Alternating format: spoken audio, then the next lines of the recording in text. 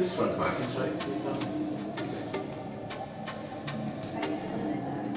This is the longest period I've gone without releasing music, and that's because of all of the other things in my life. People will message me saying, are you still making music? And there's a part of me that takes offence to this, because within me I know that's who I am. But what they see is no engagement with that side of myself. What they see is me distant from the music community, and into that distance pours their assumptions about what I've done with my life, or have I turned my back on the music community and the hip-hop scene. So I'm hoping that kind of subtly the album addresses some of that as well. People know I'm very engaged in this process. I've had to push through a lot of fear and a lot of anxiety. The longer I've waited, the less confident I've been in my ability to make music. So hopefully this whole record is a culmination of me moving beyond all of that fear. When I get into a music mode, then what I have is complete freedom, because I am the director, I am the producer, I'm the performer and the writer. And this is great, but also it's more difficult too. Sneer Campaign is a song I wrote many years ago when I was the subject of a social media campaign, shall we say. This is before we used terms like cancel culture. And it was related to a piece of music that I had written around a sensitive subject. But the implication was that my words were insensitive, that my words were triggering, that my words could hurt people. And having come from a background where, you know, words are the least of our worries, I sort of wrote the song as a response to that, and then subsequently didn't put it out for fear of reprisals from the people on social media. Becky wrote the music for the song, and that's what sort of moved me to complete the lyrics. And I like the tone of the song. I like the fact that it was very, very much stripped back, emotional punch to it that ties in thematically with the album, which is all about trauma and the meaning that we make of our experiences and the stories that we tell ourselves about our experiences that might be true to us but might not be objectively true. And sometimes we can become imprisoned by our own narratives. It's one of the songs on the album that is directly my experience and directly my opinion rather than a character or a scene playing out. But it's one of those songs that, despite the passage of time, every time I play it, every time I perform it, it has an impact. And I think it's probably even more relevant now than perhaps it was then. And if anyone has an issue with it, that's absolutely fine. But I would say, if you think words are violent, then you haven't been punched in the face.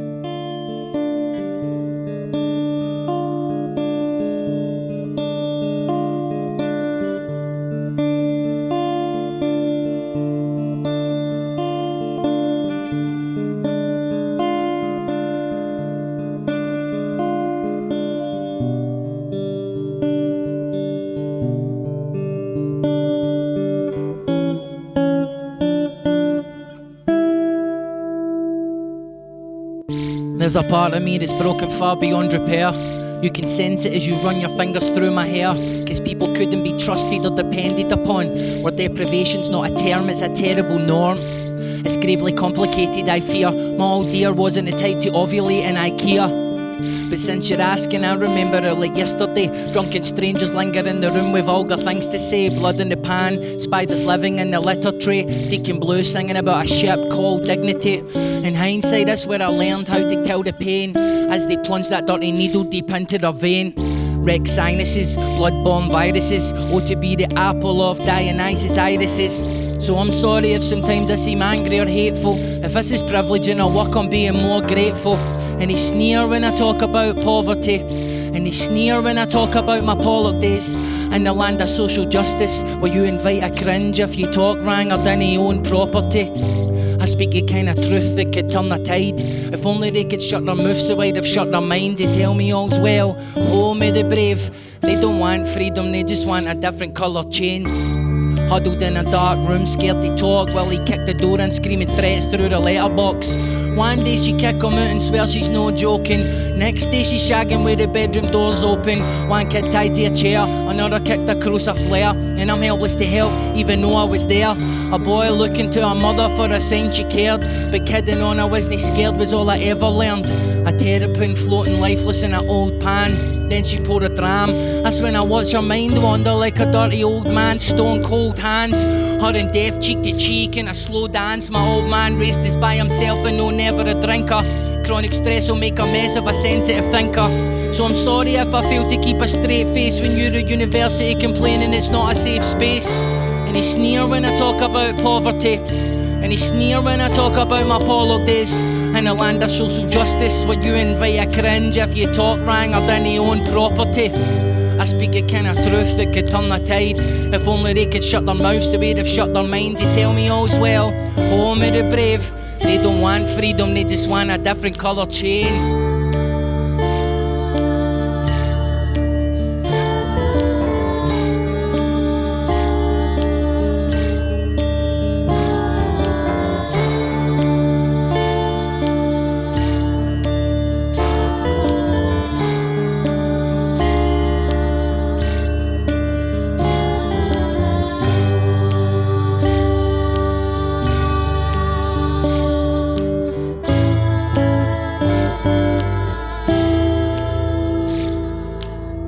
Can I just ask where all these artists, poets and activists that wanted to police my tone were back when I was hopeless? When the best I had to hope for was a handful of opiates. Try to find some direction but my compass was cracked, my map was roadless and my 5 doctors were disagreeing about the origin of my psychosis. I was high and jobless, you were off to university, I was homeless, begging doctors for a mental health diagnosis.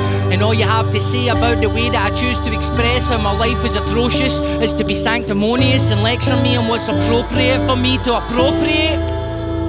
All you hacks are bogus, acting like your farts are odorless, acrimonious. I can't restrict the match that puts the fear of hell in every one of these soulless namby-pamby utopians. A magnum opus igniting the average poet's darkest phobia. And he sneer when I talk about poverty. And he sneer when I talk about my Pollock days. In the land of social justice, where you invite a cringe if you talk wrong or didn't own property. I speak a kind of truth that could turn the tide. If only they could shut their mouths the way they've shut their minds and tell me all's well. Home of the brave. They don't want freedom, they just want a different colour chain. I grew up in a community where you could get punched in the face for playing a musical instrument, where you were discouraged from dressing in a way that expresses yourself, even from gesticulating, even from using words like gesticulating. So every day was a struggle just to be who you were. There's a deep, deep prejudice against working class artists speaking in a working class way from a working class perspective. And you'll be happy to know I intend to not to tone any of it down, because I think there has to be somewhere in my life where what I do has 100% total integrity. I construct an album very much the way that someone might construct a play or a television serial, in terms of making sure that it's got those peaks and troughs, that it's looking at things from different perspectives. And Travelling Circus is one of those songs where the listener can be absolutely sure that it's me that's speaking, not behind the veil of a persona. And really it's about the poison chalice of living your dream. It's about that thing that people who do well always warn other people about, that's almost cliche, but when it happens to you, the first thing you want to do is say, listen, if you're chasing this success because you think it's going to make you feel better, you're in for a surprise. It's about becoming distant from old friends and relationships, about becoming remote in a whole new realm of aspiration and interests and concerns that you would never have imagined you had before, and that are quite embarrassing. And really it's I guess a kind of cautionary autobiographical assessment of where I'm at now, which is, on paper I'm doing really well, but also I'm not as happy as you might think I would be, or certainly that as I thought I would be, which shows my capacity to be miserable in almost any circumstances, and I'm very happy to redirect that misery directly into the lives of others through music.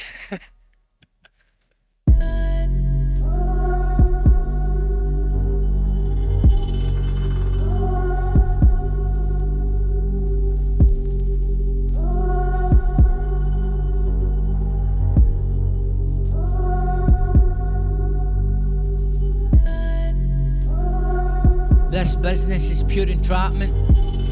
You get rewarded for thinking only of your advancement. Schools are bad, parachute your kids into cooler catchments. They stay out the blacklist with odd jobs you need to do with hatchets. Pinch yourself every now and then to check you're in Kansas. A carousel, a never-ending loop, yet you can't afford undue distractions. A travelling circus, walking on some new attractions. Pursuing status to which I'll form an insecure attachment. What pays now supersedes all my truest passions. My new life where some old friends misconstrue my absence. This triggered hippocampus, it's a big hit on campus. With the middle classes, amygdalas into guerrilla tactics. In the pit of Lazarus with paralysis, drip as lit as Zippo gases spilled on linen canvas and ink with matches. Still use actress, think it's glamorous. Twitter addicts think it's backwards when I jump out a timeline swinging ratchets. I picked up these machismo habits as a kid, calling bingo for crypto fascists. I wonder when my kids will tell their therapists about me. Was I gentle? Did I show up? Was I scary and shouty? Did I make a public virtue out of life of doing selfless deeds to cover the fact that I resented putting others ahead of my selfish needs? The life of an author. Aye, you're right, I'm softer. I hope the next book bombs so I can show the whole world how dirty I can fight when I'm cornered. No longer living a life of squalor. For some it's got them mighty bordered. But if money talks, my account knows me better than my wife or my sponsor. What can I say? I'm famous. Tune scenery on a daily basis. Sitting on a train, sometimes I feel like I'm an ape and being surveyed by estate agents. You're now purveying greatness. I'll show you where to aim your status. Bend over and then splay your anus. That ought to modulate your cadence. In a dark room I'm developing negatives, claiming it's painless. Which is a claim is baseless as a fear I can't escape as creative stasis. Tripping in and out of situations, dipping in and out of simulation. He'd like a corner room king suite, 40 mood-like configurations. Think I nailed that one? Yeah? We're good? Tune in next week, behind the curtain of Darren's amazing life, where we find a lack of gratitude, coursing resentment, and emotional immaturity. Hip-hop has always faced prejudice from the beginning because it was a social movement. So it was about reoccupying derelict public space, using old equipment and records and walls and floors as amenities to create art and culture, giving communities a voice. And I think this idea that no matter what your background, you could take part in something that was positive, that was creative. Ultimately what rap is a safe space for conflict. A lot of what people on the surface see as the egotism and braggadocio of the youthful male psyche is actually what you're finding is a safe place to discharge aggression and to assert yourself without it becoming violent or toxic most times. So the battle, the concept of the battle, you know, you can resolve disputes in this format, you can assert yourself in this format, you could be the man in this format, but no punches have to be thrown. This is an art form for people to express themselves, an art form for people to develop a kind of focus that provides a bit of continuity in an otherwise chaotic life. For me, the passion for rap and hip hop got me through homelessness, addiction, mental health crises, alcoholism, relationship breakdowns, and a whole host of other problems. Because those things became grist in the mill of the creativity. So every bad thing that happened also was an opportunity to create something. And so I always feel very blessed that I stumbled into that art form at a young age when I did. Adult Rapper's really just a kind of reintroduction of myself musically, and it tackles what my life is like now as a 39-year-old father of two who's married, but also still has pretenses of being a hip-hop artist. And so it's really trying to embrace the idea that I'm not a young person anymore, and also the fact that I've enjoyed a certain level of success in other aspects of my career, and this has changed my social experiences to the point where I have something new to say in music about what my life is like now, that I hope people will find interesting. But it's kind of light-hearted and a bit of wordplay for the lyricists out there who enjoy that sort of thing.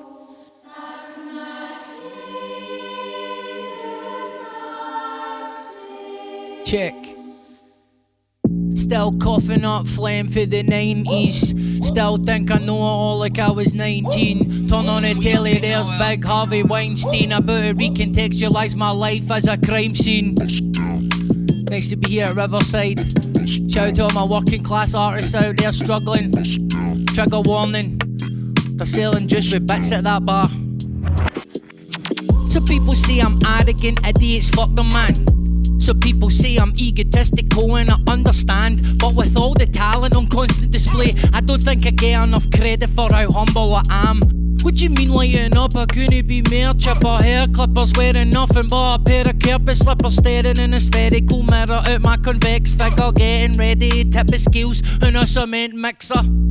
Oh, you forget I'm dope, you dick. Your favourite Scottish rappers at the door. You must have ordered Loki on Wish. She likes metaphors, but I'm just tossing walnuts from a hot tub or a Pornhub Reform Club. So enamoured by my celebrity fans, I forget to stash 50% of my cash under my bed for my tax. I used to want to eat the rich, now I'm in chinos at the Ritz eating tortilla chips, leaving baristas theatre tips. Aging poorer than comedy, layman and common order likes to spice up his panic attacks, blazing chronic, playing harmonica. To be honest, I'm sick of shit, no kill me and only making me stronger. Face facts, I lace tracks, I've got wains, I pay tax. I'm a adult rapper. I'm a adult rapper who want to rain dance with giant haystacks. Cabaret acts but to get your brain smacked. I'm a adult rapper. I'm a adult rapper. I think nostalgically back to when I rapped like a yank, melting plaster cast off in my hand so I could have a wank. Then in my teens the trauma hit me all at once like a tank. Became so self-serious that I only had a laugh when I drank. Only can with a handful of tranks. The fact I'm sober doesn't stop me thinking every award that I'm handed's a prank. So who do I have to thank for being such a success? I'm anxious with eating less than 25 grand in the bank. Got a psychiatrist office, she tries to analyse me. Don't mean to patronise you. It seems that my central problem in life is I can't get enough of that which doesn't satisfy me. See you next week for some more massive irony. She grins away from me nervously, misremembers my name and looks a little contemptuously. Navigating the service successfully, forget it. Some psychiatrists don't even see fit to commit you to memory. Beginning a sharp descent, I resent accepting things I can't change. I was raised to change the things I can't accept. Go home and step on the scales with breathless anticipation, and somehow put on a kilo sighing in resignation. Face facts, I lace tracks, I've got wains, I pay tax. I'm a adult rapper. I'm a adult rapper. See, a lot of 39-year-old rappers think they've still got it, but I actually do.